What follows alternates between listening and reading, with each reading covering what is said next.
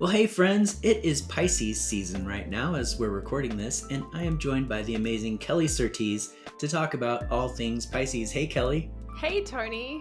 I picked you to chat with Kelly because you know a little something about Pisces yourself personally. Maybe just a little.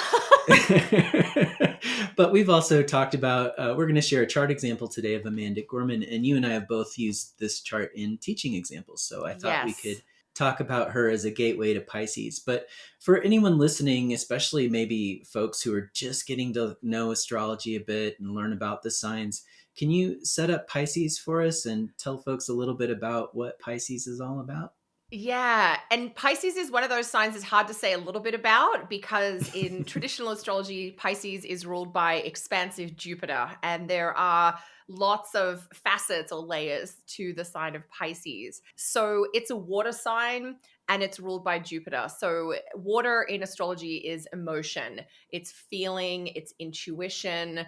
It's in Pisces, particularly, we get inspiration and imagination as well. We get this sort of ability to go beyond the known or the real or the tangible, to imagine or to let your mind wander, to daydream or to fantasize. And so the Pisces part of our chart, or if you have planets in Pisces, these will represent a part of your personality that is really open to bigger possibilities, is willing to maybe move around, boundaries or limits. Pisces is a sign, I always say it's like semi-permeable sort of membrane where, things come in and out a little bit more easily. Pisces is a mutable sign, and mutable signs do have this flexible, adaptable quality.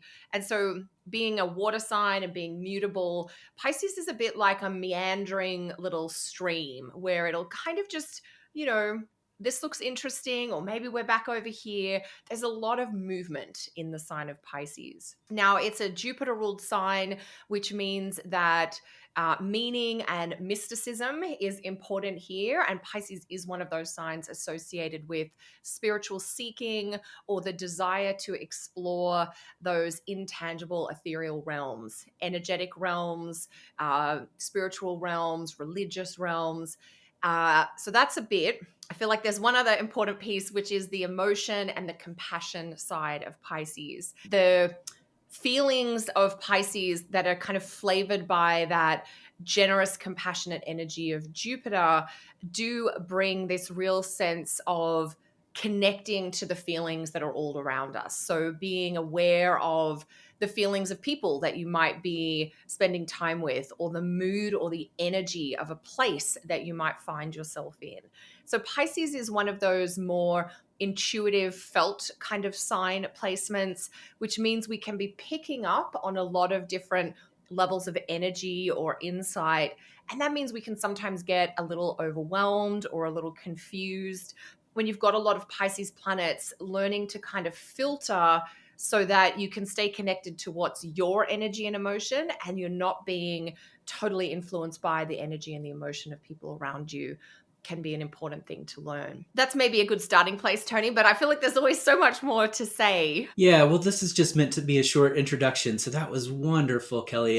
And if you are new to learning astrology, there's a lot of material out there about the signs. Obviously, you've probably been reading about your sun sign for most of your life, as most of us do. And there's a wide range of quality of information there. So Yes. I love how you grounded your brief introduction in the elements and modes. I think that's always a great place to start when you're learning astrology. And so here we're talking about mutable water. If you ever get confused about what a sign means, I just think that's always your friend. Come back to the element and Totally. mode, and that'll really Yeah. help ground your interpretation. So thanks for that. That was amazing, Kelly. So obviously there's a lot more we could say, and we could talk about. This is one of those signs where we have a traditional ruler and a modern ruler, and we could go there, but we're not today. But I just wanted to name that. And there's a lot we can say about Jupiter, though, because I will just say this one thing, which is that Yeah. since we've had a modern ruler for Pisces, we've tended to go all in with that one in the last, I don't know, 100 years or so. And we have been saying a little bit less about this Jupiter side. So thanks for taking us into that too, Kelly. My pleasure. My pleasure. But that said, it's a wonderful segue into our classic Pisces for today, which is Amanda Gorman, who has Jupiter in Pisces. So let's talk a little bit about her chart. Now, you may know Amanda Gorman because she famously took center stage at President Joe Biden's inauguration in 2021. And there were a lot of amazing characters and performances at that inauguration, but I think most people would agree that she stole the show. Can you tell us a little bit about Amanda's chart and all that Pisces? She really is. When I work with clients that have charts like Amanda, I'll often say this is like a super Pisces chart because we have more than just the sun in that zodiac sign. So Amanda Gorman has a Virgo ascendant. So her first house is Virgo. And the seventh house is where we find the zodiac sign of Pisces for her. And in Pisces, we have the planets, the sun, which makes her a Pisces. And we also have Mercury and Jupiter in Pisces as well. So having three of those like original planets in a zodiac sign is really going to indicate a strong flavor of that Pisces coming through.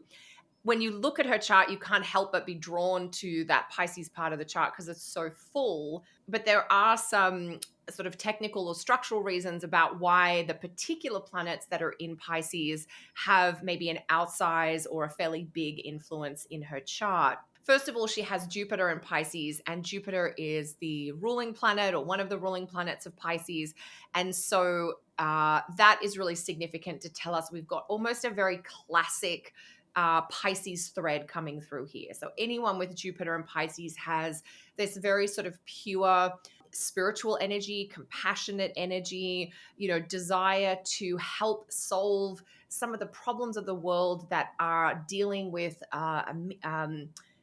craving or soul level solace, if you like. That idea of wanting to soothe the wounds. That's very a strong signature of Jupiter and Pisces. It's deeply compassionate and deeply spiritual. One thing that I thought was really interesting, because Amanda has a Virgo ascendant, which is an important part of the zodiac chart, wherever Mercury is in the chart becomes really influential. And for Amanda, that Virgo ascendant is ruled by Mercury, which is placed in Pisces.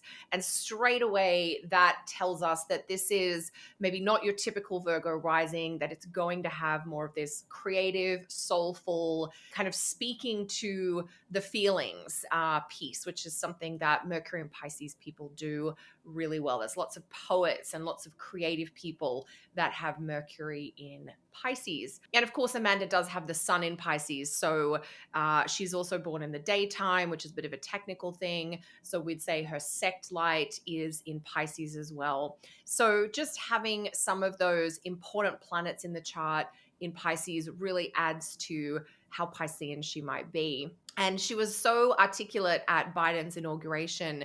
That's where so many of us would have just been like, who is this, amazingly articulate, eloquent person? The poem that she read was her own work. She wrote that poem especially for that inauguration. The fact that she came to prominence for doing a very Piscean thing, like we usually say, Pisces is associated with music and poetry. And so literally the poetry just is very fitting. And I think we're going to see a lot more from her artistically in the years and decades to come, because she's really very young. She's getting started. Beautiful. Thanks so much for that, Kelly.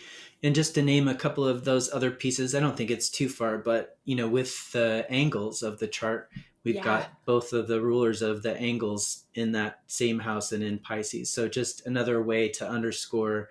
And Mercury's also ruling the midheaven here.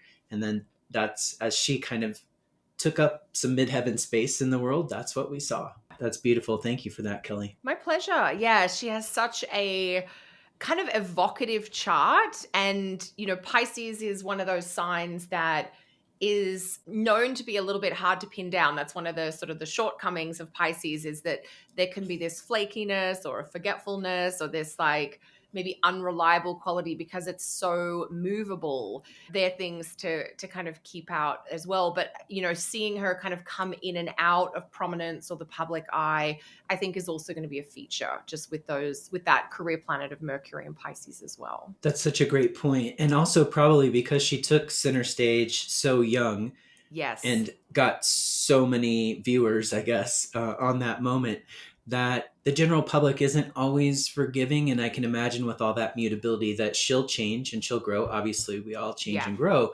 But with all that mutability, she'll probably change and grow in ways that surprise us and maybe even herself. Yeah, so we can just watch for a lot of shifts to come with her, both in how she expresses herself and what she puts forth into the world. Absolutely, absolutely. Well, that's a great start with Pisces. I hope it's given you some food for thought. And thank you so much for joining me today, Kelly, to get us started with this conversation. My pleasure, Tony. I encourage everyone to go further with their explorations of Pisces, and thanks for having me.